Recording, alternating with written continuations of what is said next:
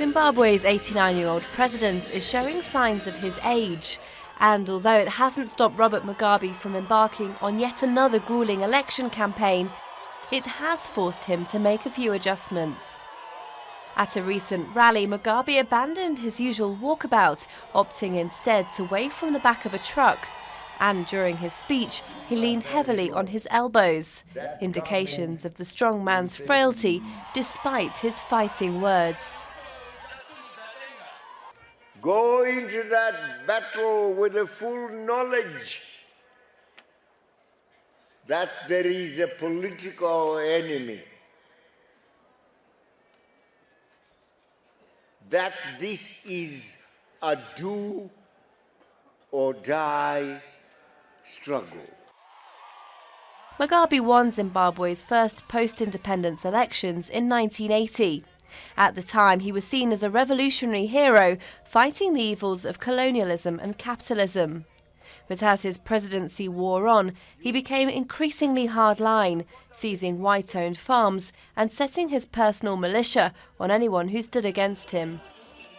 Even now, what Mugabe lacks in physical strength, he makes up for in political muscle.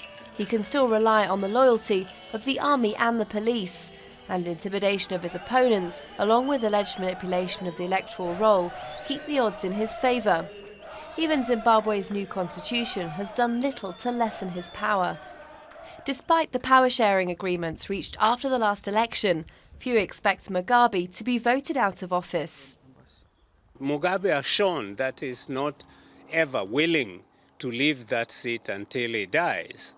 And that's the problem, that you are dealing with someone who is increasingly, if he goes for elections and wins, Zimbabwe will have a president with mental dementia, really getting worse and worse.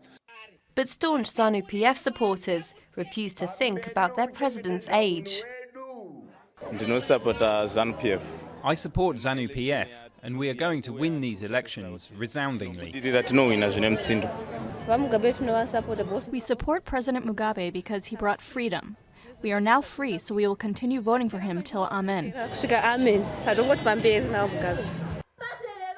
Mugabe will take on his younger rival Morgan Tsvangirai when the country goes to the polls on the 31st of July.